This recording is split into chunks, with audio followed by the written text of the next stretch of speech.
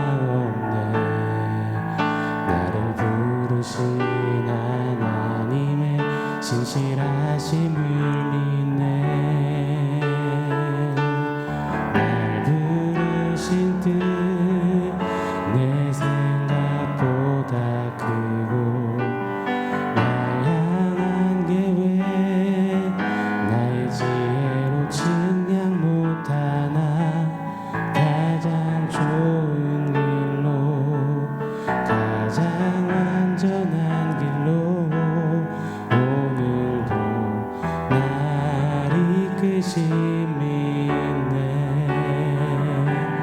날 부르신 뜻 내 생각보다 크고 날 향한 계획 나의 지혜로 측량 못하나 가장 좋은 길로 가장 안전한 길로 오늘도 날 이끄심 믿네.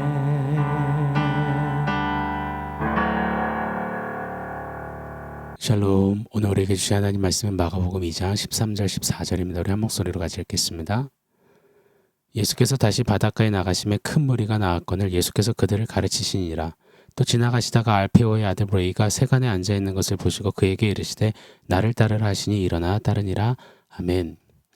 중풍병자를 고치시고는 우리 예수님은 또다시 바닷가로 발걸음을 옮기셨습니다. 마가복음에서 처음 바닷가로 가셨을 때가 있습니다. 언제냐? 바로 베드로, 안드레를 제자로 콜링하셨을 때였습니다. 오늘은 가버나움에서 치유하시고 그리고 바닷가로 가시는 거예요. 왜요? 물론 이 찾아 나온 무리들을 또 가르치시기 위함도 있으셨겠지만 예수님의 진짜 목적은 이번에도 누군가를 제자로 콜링하시기 위함임을 볼 수 있습니다. 14절 말씀입니다. 또 지나가시다가 알페오의 아들 레이가 세간에 앉아있는 것을 보시고 그에게 이르시되 나를 따르라 하시니 일어나 따르니라. 1장에 베드로와 안드레를 콜링하셨고 9장 세베대의 아들 야고보와 요한을 콜링하셨어요. 그때 콜링 장면과 오늘 알페오의 아들 레이, 우리가 잘 아는 이름은 이 세리 마테입니다. 이 마테를 콜링하실 때도 동일하게 포착되는 한 단어가 있음을 봅니다. 예수님의 동일한 모습이 하나가 있는 겁니다. 바로 레이가 세간에 앉아있는 것을 보시고입니다. 이 바라보심, 바라봄. 예수님은요, 무식하고 볼품없는 어부들을 보셨습니다. 베드로, 안드레, 진짜 일자 무식 같은 자들이었죠. 그나마 세베대의 아들들인 야고보와 요한은 나름 성공한 어부 집안 아들들이었거든요. 오늘날로 치면 꽤나 성공해서 높으신 양반들과 교류도 하고 물건도 되던 돈도 있던 그런 집안이었습니다. 요한복음에 보면 요한 덕에 베드로가 제사장의 뜰에 그 안에 이 프리패스처럼 들어가잖아요. 대제사장 집안 사람들이 세베대의 집안 아들 요한을 알아봤기 때문이었죠. 자, 그렇게 요한은 또 야고보는 세베대의 아들들은 좀 있는 집이었습니다. 근데 우리 주님의 눈은 세베대의 아들들의 그런 집안의 재력을 보지 않으셨죠. 오히려 요한과 야고보는 성격이 급하고 불같고 욱하기를 잘하는 인격이 좋은 사람들이 아니었습니다. 예수님이 친히 그들에게 보아너게, 즉 우레의 아들들이라는 별명까지 붙여주셨거든요. 그런데 그들의 인격적인 어떠함도 보지 않으셨습니다. 예수님은 보셨습니다. 이들이 장차 사람 낚는 어부, 예수님처럼 영혼을 살리어 세우는 그 일을 감당할 앞으로를 보셨습니다. 그리고 예수님이 그렇게 보셨던 대로 야고보와 요한은 우레의 아들들에서 사랑의 사도들로 바뀌었죠. 요한이 요한서신에서 외친 하나님 사랑의 그 정수, 주옥 같습니다. 야고보는요, 제일 먼저 순교한 사도가 되었죠. 그리고 사도들이 다 순교당하고 가장 마지막까지 하나님 나라 복음을 위해 헌신했던 사람, 바로 요한이었습니다. 자, 그 누가 돈 많고 성질도 많고 그러면서도 욱하고 난폭했던 야고보와 요한이 하나님의 말씀을 기록하고 순교하며 주님교회 초석처럼 쓰임받을 줄을 알았겠습니까? 베드로가 그럴 줄 누가 보았겠습니까? 그런데 우리 주님이 보셨습니다. 자, 오늘 그 주님이 똑같이 마태, 세리를 보신다라고 기록합니다. 몇 차례 말씀드렸지만 성경 원어에는 보다에 관한 여러 단어들이 있습니다. 그래서인지 한자들도 그렇고 영어들도 그렇고 보다에 여러 단어들이 있더라고요.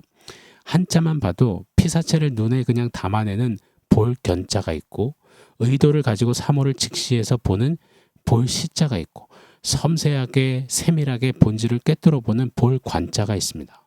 자, 굳이 한자식으로 표현하자면 우리 예수님은 제자들을 콜링하실 때마다 볼 관자 하신 겁니다.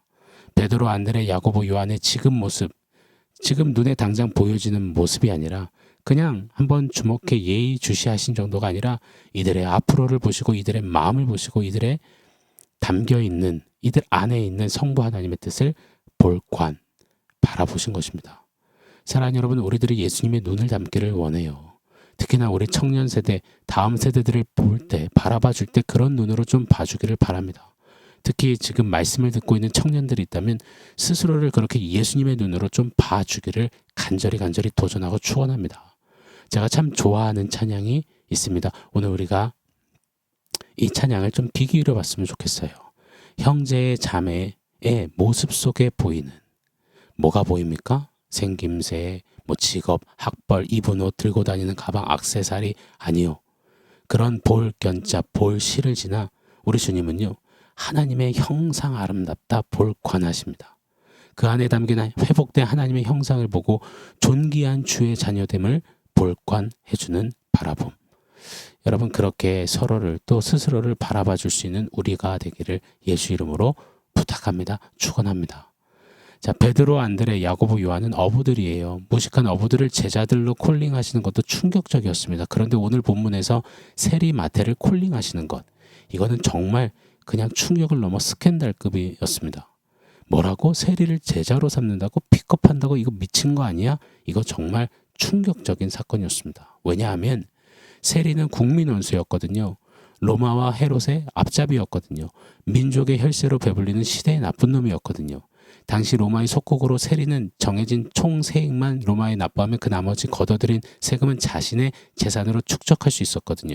부르는 게 값이다라는 말처럼 세리가 정하는 대로 국민은 세금을 내야 했습니다.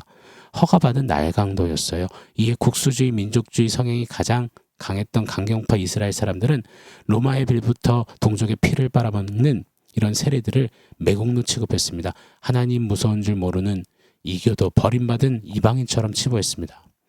유대인 전체가 혐오했던 대표 이 세 부류의 사람들이 있거든요. 세리, 창녀, 사마리아인이었습니다. 그중 하나가 세리입니다.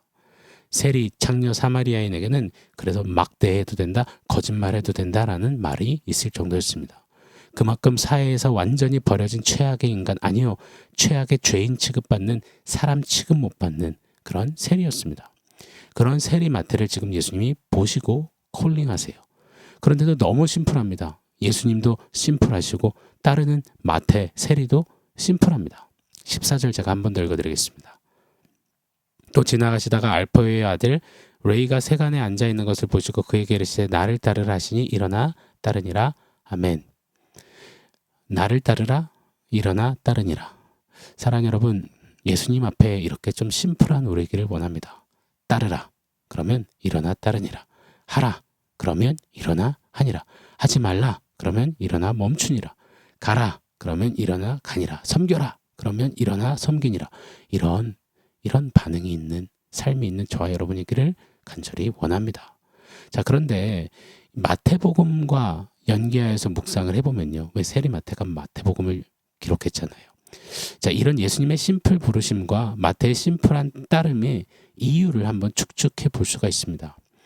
우리가 살펴본 누가복음 2장에 중풍병자를 고치시고 세리 마태를 부르시는 장면이 마태복음 9장에 동일하게 나오거든요. 그때 마태복음 9장 1절에 이런 말씀이 있습니다. 예수께서 배에 오르사 건너가 본 동네에 이르시니, 본 동네, 이 단어가 굉장히 의미심장한 건데요.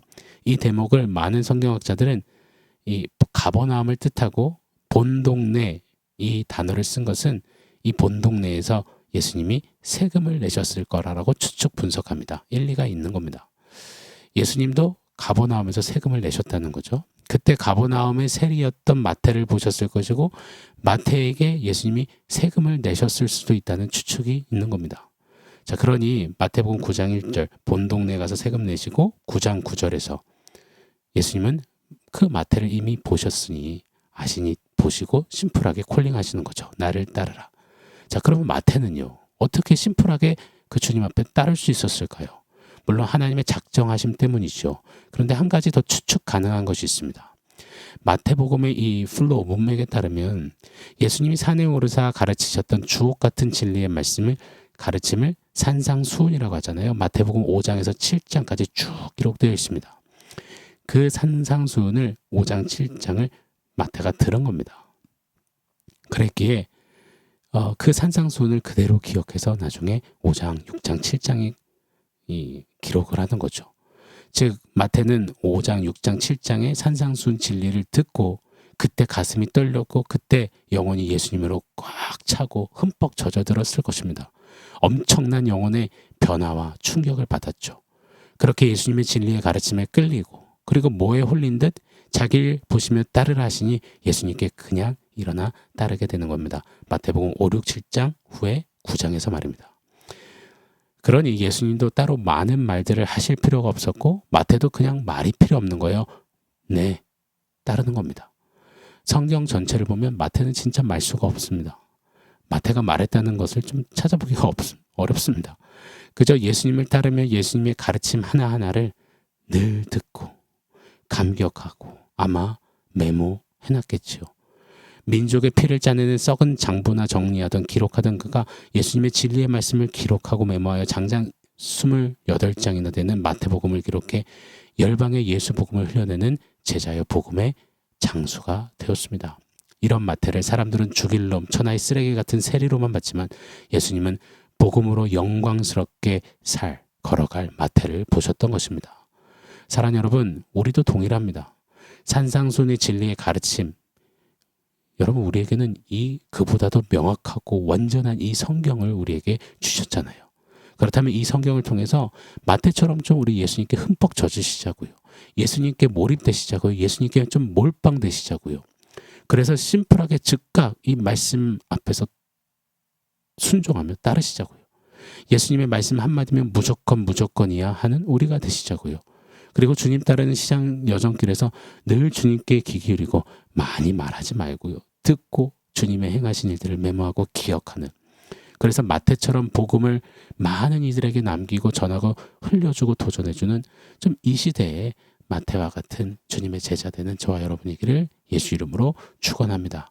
자, 오늘 원포인트는 세리 같은 나를 했습니다. 세리 같은 나를 구원해 주셔서 감사합니다. 불러주셔서 감사합니다.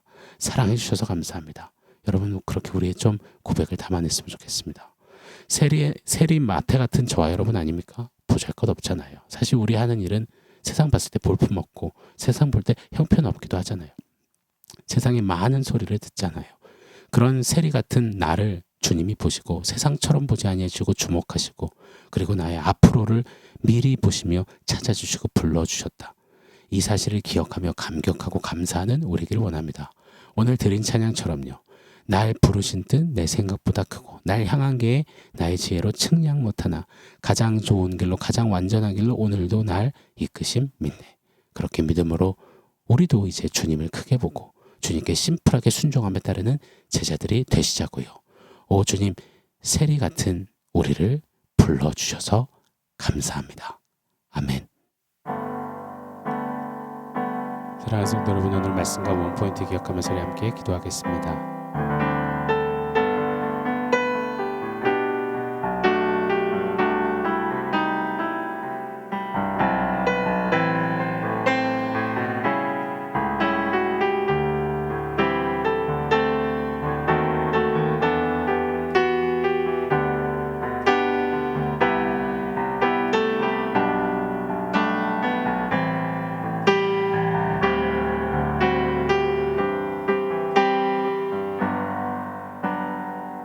하나님, 세리 같은 우리를 불러주셔서 감사합니다. 주님이 나를 주목해 보시고 부르셨다면 부르신 주님을 크게 보며 즉각 주님 앞에 순종하며 그 주님께 흠뻑 젖어 주님께 듣고 주님 하신 말씀을 삶에 담아내는 즉각 살아내는 이 시대의 마태와 같은 예수님의 제자 우리 모두가 되게 하여 주시옵소서. 예수님의 이름으로 기도합니다. 아멘.